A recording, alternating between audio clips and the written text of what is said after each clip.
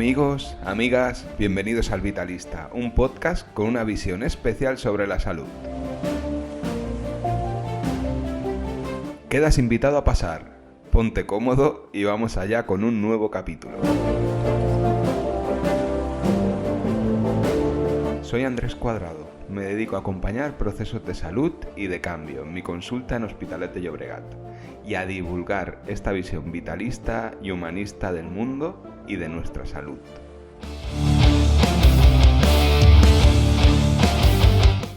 Antes de empezar, te invito a pasar por mi web, andrescuadrado.com, donde tienes acceso a la newsletter del Vitalista. Aquí te pongo al día de cómo avanza el proyecto, te comparto los capítulos y los guiones de acceso libre que hay en mi blog. Y es un canal de comunicación directa para ir creando esta comunidad de personas que queremos una forma más global y natural de entender nuestra salud. No te robo más tiempo, vamos allá con el resumen de este capítulo.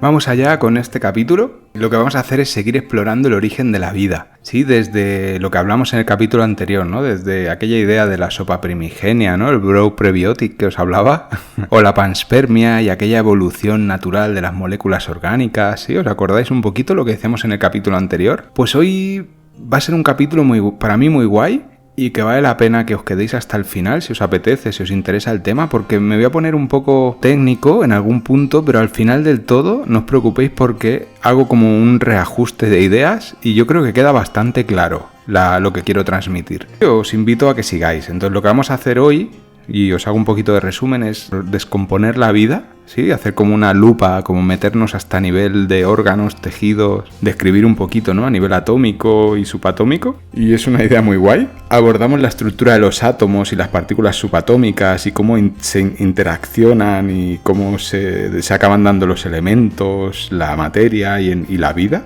Y reflexionamos un poco sobre la evolución desde el Big Bang y la creación de elementos en las estrellas, la formación de planetas y demás, ¿no? Y cómo de ahí, de una forma casi inherente a la propia evolución de todas estas estructuras atómicas, se da la vida en la Tierra, ¿no? Y de esta forma integramos un poco lo que es la ciencia con la filosofía, ¿sí? Y un poco el arte ¿no? Esta forma de entender la vida que tenemos en la osteopatía. Entonces, vamos allá con el capítulo, si os parece.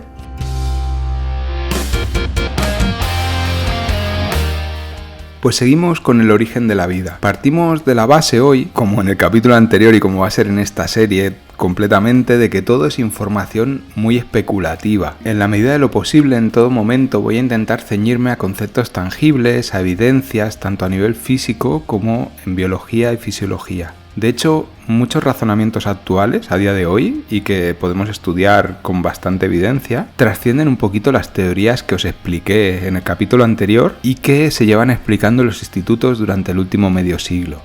¿Vale? Entonces, no te hago la petición de que me creas a pies juntillas todo lo que digo aquí, sino simplemente pues que te lo tomes con calma, que lo escuches, te pongo buena música y plantéate pues el darle un poquito de espacio a todo esto y que las opciones que planteo lo que acaban dando como conclusión es una forma más natural de entender la vida y la salud. Y este es realmente el propósito que tiene este podcast. Entonces, a partir de estos capítulos, generarte un poco de curiosidad y que te apetezca investigar y descubrir o seguir escuchándome a mí o a gente que empiece a hablar, ¿no? En estos términos.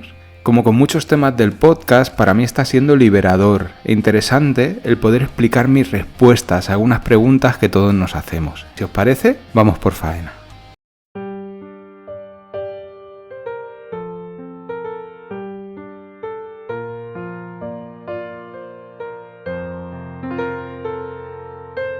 Acabamos en el capítulo anterior hablando de las dos teorías que más se aproximan a la explicación sobre el origen de la vida en la Tierra, que era por un lado la sopa primigenia, sí, ya os hablé de ello y discutimos y demás, y bueno, discutí yo solo, pero os hago una pequeña discusión, y por otro lado la panspermia, sí, os acordáis, ¿no? De aquella deriva azarosa que la critiqué y tal, los primeros microbios y en adelante la evolución, la selección natural y tal, pero bueno. Entonces, pues vamos allá con algunas ideas que pueden dar algo más de luz en este tema. Vamos a buscar una de estas certezas que sí tenemos. Y es, pues, si nos vemos a nosotros o a cualquier animal como ser vivo a nivel macroscópico y lo dividimos en trocitos, por partes, esto teóricamente, por favor, lo que vamos a encontrarnos son, pues, en cada trocito vamos a ver órganos, vamos a ver tejidos de diferentes tamaños, y si profundizamos un poquito más, si miramos más en el interior de cada órgano, de cada estructura, lo que nos vamos a encontrar es la composición de estos tejidos. Básicamente, lo que vamos a encontrar son células eucariotas y gran cantidad de macromoléculas que forman las grandes, pero a su vez pequeñas fibras que dan lugar a los tejidos, y un medio acuoso en el que viven estas células y que es lo que se llama la matriz extracelular. Si nos quedamos a este nivel y profundizamos un poquito más, nuestra capacidad de ver y nos hacemos aún más pequeñitos y miramos qué nos podemos encontrar aquí, vemos que en todos los límites del ser humano, con el medio, encontramos pequeñas células como 60 veces más pequeñas que las nuestras, que son básicamente este mundo unicelular que tapiza nuestros tejidos que limitan con el medio, lo que se llama la microbiota. Esa microbiota está formada por células, ya digo, hasta 60 veces más pequeñas que nuestras propias células, y está formada por bacterias, arqueas, hongos y unas estructuras aún más pequeñitas de las que ya os he hablado en el capítulo 26 de este podcast, que son los virus, o lo que a mí me gusta llamar los biones, ¿no? Todas estas estructuras, bacterias, arqueas, pequeños hongos, los biones, son trabajadores incansables por la vida y la regulación del medio, ¿vale? Pero es que aún hay más. Si entramos más profundo y pasamos este nivel y vamos ampliando nuestra visión, ya metiéndonos dentro de estas células pequeñitas y de nuestras propias células, ¿sí? De las células del propio cuerpo y dentro de estas bacterias, lo que nos vamos a encontrar es que el lenguaje cambia y cambian las estructuras con las que trabajamos y empezamos a ver proteínas, lípidos, pequeñas hormonas, ¿sí? Estamos hablando ya de moléculas, de otro nivel, ¿sí? Pasamos del nivel celular a nivel molecular. Dentro de una célula, en cualquier punto de nuestro cuerpo, nos encontramos un medio acuoso, lo que se llama el citosol, donde trabajan moléculas de diferentes tipos, enzimas, hormonas, mediadores químicos de tipo graso o proteico, pequeñas sustancias que no dejan de ser moléculas, es decir, conjuntos de átomos intercambiando enlaces dentro de todos estos corpúsculos que forman, o de todas estas pequeñas estructuras que forman la célula.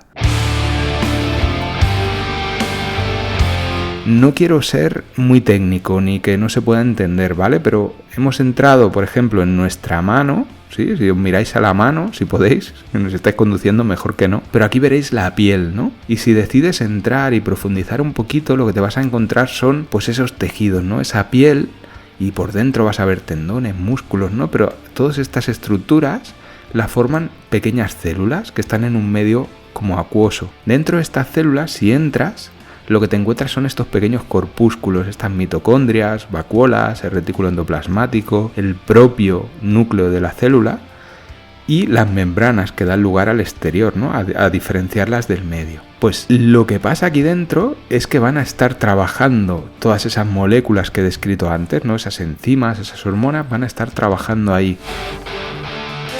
Hemos hilado muy rápido y lo que vamos a hacer es como intentar visualizar. No sé si habéis usado alguna vez Google Maps, pero pones una dirección y lo que hace la aplicación es que viaja desde arriba y se va acercando, ¿no? Hasta la dirección que tú le has puesto. Imagina que esa cámara sigue bajando y entra en un individuo y va entrando a estos niveles que te digo, ¿no? A ver órganos, profundiza un poquito más y ve las células, los tejidos que forman estas células, bacterias, y ya entramos en las proteínas y las moléculas, ¿sí? Como hemos ido entrando dentro de estas células y empezamos a ver, pues, todas estas estructuras que están trabajando dentro de cada célula. Y estamos muy profundo, pero el cuerpo y su funcionamiento lo estudiamos así. Pensar que aquellos que nos dedicamos a estudiar el cuerpo humano y a tratar pacientes, trabajamos en lo macroscópico y vemos, por ejemplo, como osteópata ves cómo se mueve tu paciente.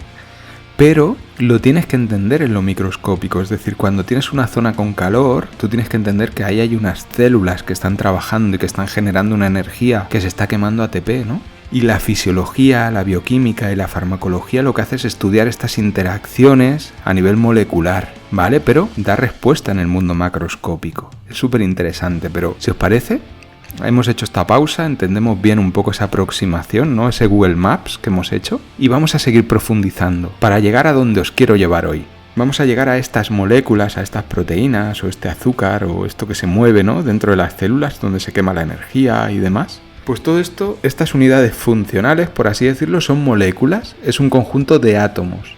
Y aquí entramos a otro nivel, ¿sí? El átomo son esas unidades mínimas entrelazadas entre sí, formando grandes estructuras que dan lugar a propiedades diferentes en función del tipo de átomo.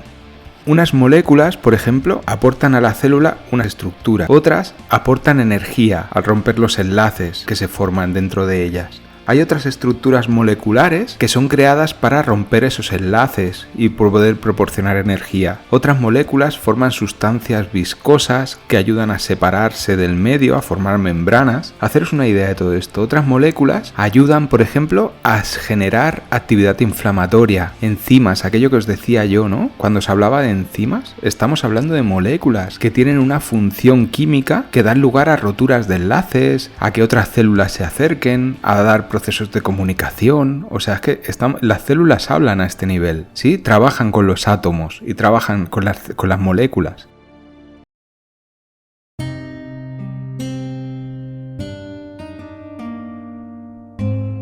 Pues bien, todas estas moléculas están formadas por átomos. Vamos a pensar o vamos a ver un poco la historia del átomo. El átomo tradicionalmente se consideró la unidad indivisible de la materia. Ya en el 450 a.C., en la antigua Grecia, en los filósofos presocráticos, hubo uno que fue Leucipo de Mileto, que postuló la existencia de estas unidades mínimas que forman todas las estructuras de este mundo. La teoría atomista fue secundada por su alumno y la amplió, que fue Demócrito de Abdera, y aún el filósofo Epicuro de Samos también fue un filósofo atomista que después fue el que llevó adelante el epicureísmo, ¿no? Pero él también era un filósofo atomista. Los atomistas fueron toda una escuela que secundó estas ideas en la antigua Grecia, pero el tema del atomismo y esta forma de entender la vida fue abandonada durante la Edad Media, tras este periodo oscuro, y no se volvió a hablar de átomos hasta 1776, cuando John Dalton avanzó en esta línea y aportó su teoría atómica, que aún se sigue estudiando en la química moderna de hoy.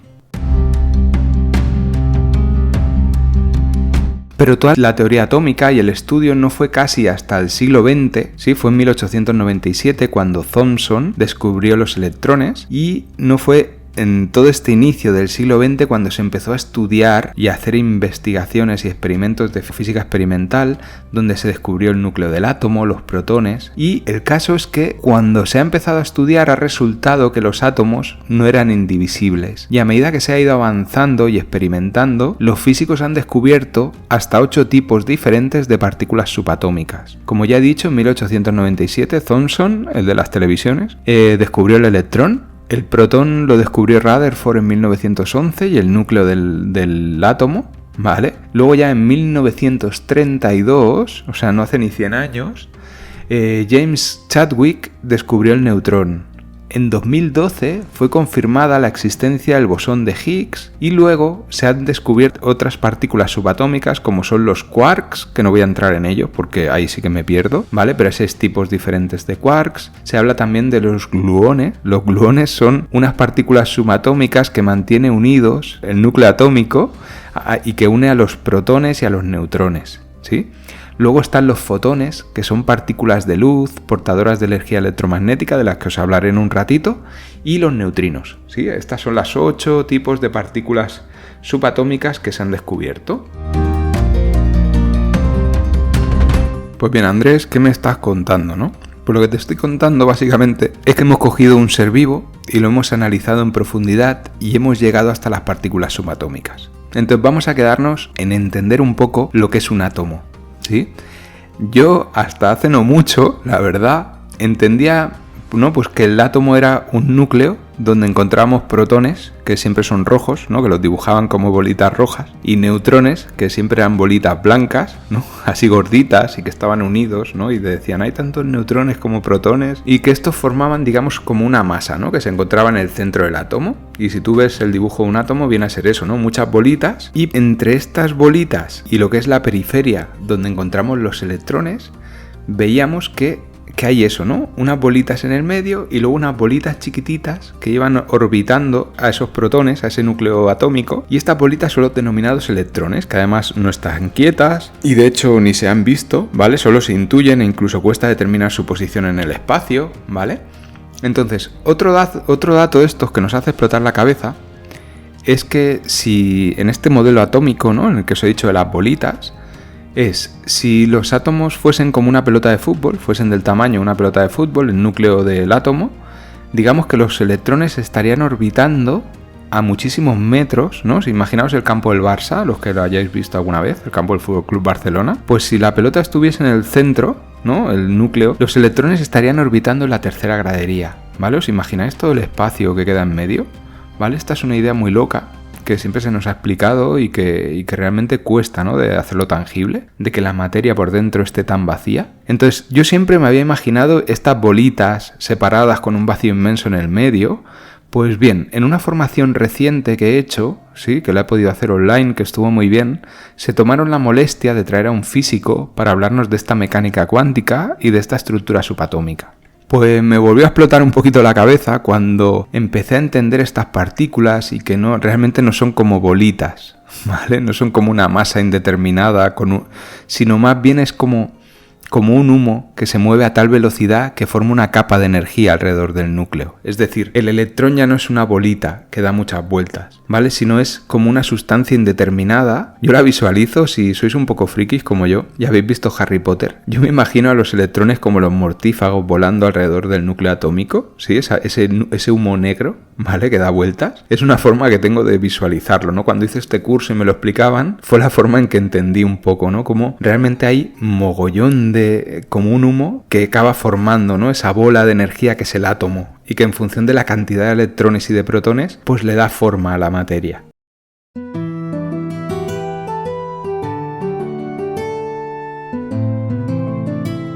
¿Cómo está formada la materia?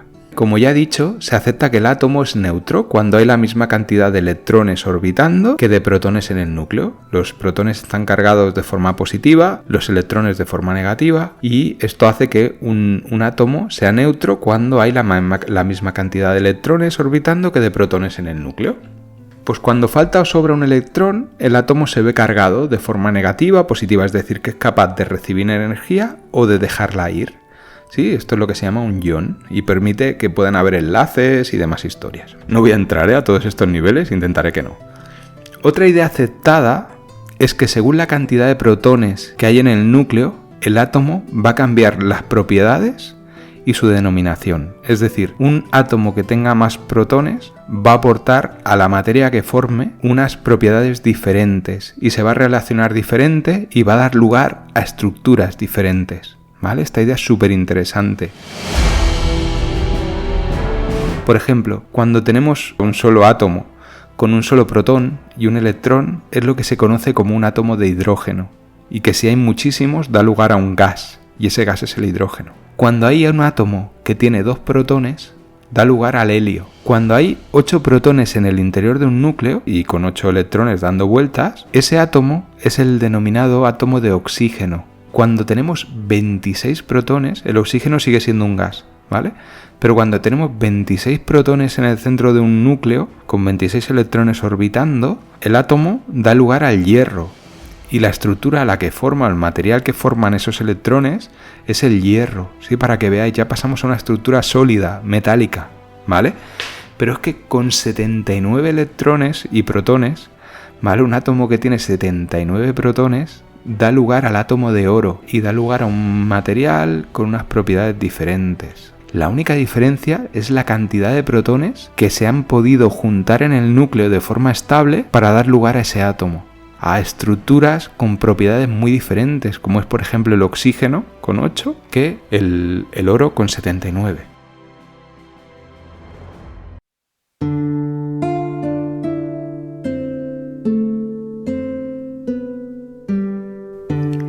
Cosas a destacar aquí. Cuando aumenta el número de protones, aumenta el número de electrones presentes orbitando. Los electrones se disponen por capas, poquitos electrones en las capas profundas y cada vez más orbitando las capas más superficiales. Recordad, no visualicéis bolitas dando vueltas en unas rayas determinadas en el espacio, sino visualizad un humo con una posición indeterminada que orbita en diferentes capas. Otra idea interesante, una más, es que cuando un electrón salta de una capa profunda a una capa más superficial, libera energía.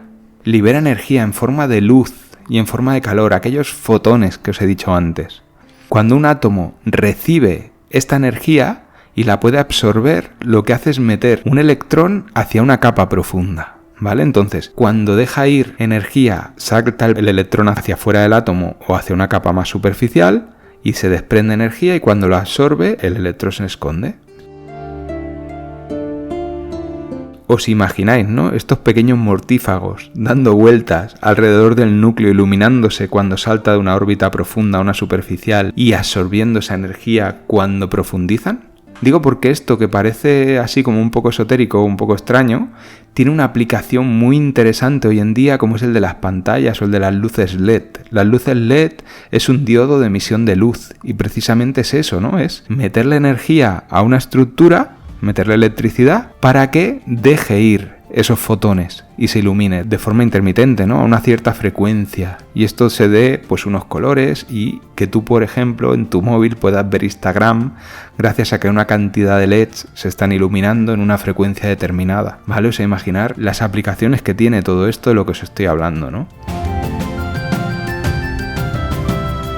Entonces, ¿por qué me explicas todo esto, no? Esta es la gran pregunta. Andrés lleva 23 minutos y 15 minutos hablando del puto átomo. Entonces, ¿por qué me explicas todo esto? Vale. Entonces, los elementos, estos átomos, unidos entre sí, forman las diferentes piedras, los metales, el agua y todos los seres vivos. Y estos elementos son los mismos para todos. ¿Qué varían? Varían las proporciones de ellos en cada estructura debido a que ciertos elementos aportan unas propiedades no presentes en otros. Por ejemplo, un oxígeno y dos hidrógenos se combinan de una forma perfecta con unos ángulos determinados, dando lugar a la molécula de agua. Y esa molécula de agua, muchas de ellas son las que forman ese maravilloso líquido que nos forma a nosotros, que ingerimos y que da lugar a la vida. Por ejemplo, el carbono, con sus 6 protones, permite una serie de enlaces con otros elementos que da lugar a toda una química que se denomina la química orgánica, que forma la mayoría de las moléculas de la vida, ¿vale? Imaginaros, ¿no? En cambio, hay otros elementos, como por ejemplo el mercurio, ¿no? Con sus 80 protones, que no está nada bien recibido en el cuerpo y que se comporta como tóxico y cuesta una barbaridad eliminar. ¿Vale? Entonces, va una buena chapa aquí, pero presta un poquito de atención ahora, si no te has dormido, que espero que no. Me he pasado un poco con el tocho de hoy, pero si la clave está en la proporción y en el orden de los elementos presentes en una estructura, me resulta mucho más interesante entender cómo ha llegado a ordenarse esa estructura que no estudiar simplemente su proporción, ¿vale? O sea, veo mucho más interesante, digamos, que la proporción de cada estructura se estudia y se cuantifica ampliamente, pero el cómo se ha llegado a organizar esto es lo que para mí suma a esta serie y al origen de la vida, ¿vale? Entonces, se acepta también el Big Bang y la creación de los elementos en las estrellas, en los agujeros negros, ¿sí? Donde la cantidad de masa, las presiones y las energías permiten la creación de los núcleos de los átomos con más protones, ¿sí? Esta es otra realidad.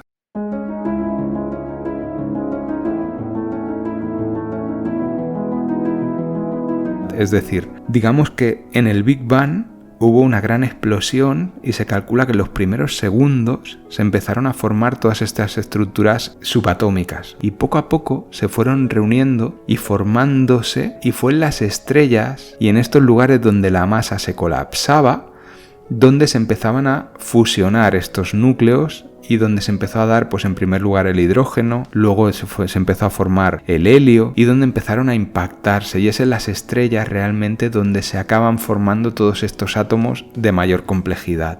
Tras la muerte de las estrellas, cuando colapsan su masa y hacen esa gran explosión que desprende toda una gran cantidad de energía y de materia, sí, todo esto durante miles de millones de años, ¿vale? No sé si me estoy explicando bien, pero la idea es que en las estrellas se dan las condiciones para que se formen átomos más complejos, ¿vale? Y a medida que fueron pasando desde el Big Bang toda la complejidad y toda la creación de núcleos de átomos más complejos, y estas estrellas fueron explotando, dieron lugar a que átomos y elementos con mayor complejidad y diferentes se pudiesen ir reagrupando.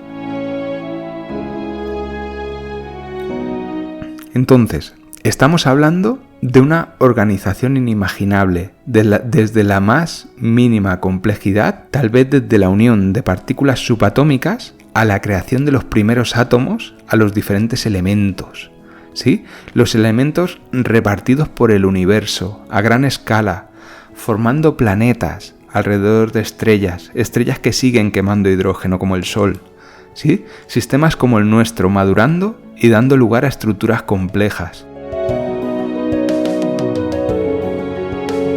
Mi idea a este nivel es que pueda existir un propósito mayor, y esto lo desarrollaremos más adelante, ¿no?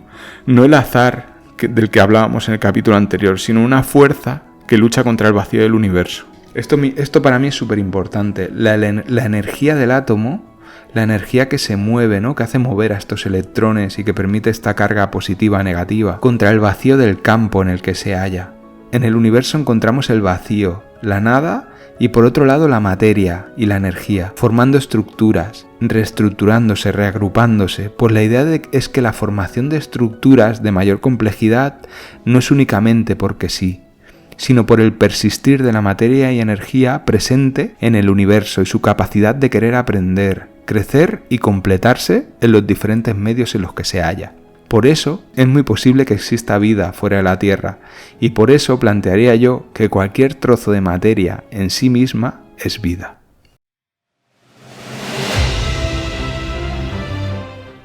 Me pongo un poco profundo, ¿eh? Entonces, a mayor complejidad de la materia y la energía, mayor capacidad de colaboración, mayor capacidad de aprendizaje, de sobreponerse al vacío, de persistir, y la idea romántica subyacente de aportar y formar parte de una experiencia común de la que todo ser animado o inanimado queda incluido. El quitarnos la importancia que nos damos los seres humanos y saber que devolveremos lo prestado para volver a lo que fuimos, polvo de estrellas. Estamos a caballo entre la ciencia, la filosofía y el arte, lo que viene a ser la vida de un osteópata. Solo quería plantear una idea más, que es lo mismo que voy repitiendo, pero quiero un poco reestructurar todo lo que he dicho. Pero es algo que me resurgió al repasar esto que había escrito, y es que todo ser vivo es la química y la física que os estoy explicando, la interacción atómica que se describe en los tratados de fisiología. Los átomos formando moléculas, es decir, nucleótidos, proteínas, lípidos, estructuras celulares, células. Estas a su vez forman tejidos, órganos y una complejidad inmensa que es un ser vivo. Pues a mí me resulta muy interesante pensar en la evolución, pero la evolución desde el Big Bang o desde el gran rebote, ¿no? Como se está diciendo actualmente. Una evolución que empieza en la formación de estos átomos de hidrógeno, tras la estabilidad de la interacción de partículas subatómicas hace 13.000 millones de años, hasta la aparición de elementos más complejos que permitieron la formación de planetas. Podríamos hablar del origen de la evolución, pero no me quiero liar. Os dejo con esta idea. A ver cómo engarzo esta serie. Me estoy dejando muchas cositas, pero es que llevo media hora hablando. Ya me contarás qué te ha parecido, me puedes preguntar por los canales que ya conoces. En mi página web tienes un formulario de contacto en andrescuadrado.com. Recuerda que también me puedes contactar a través de Instagram, soy acuadrado83, o en el número de WhatsApp que me puedes mandar un audio, el 644 13 87 12. Y no me queda nada más que decir. Ha sido un placer y hasta siempre. ¡Oh, mamá!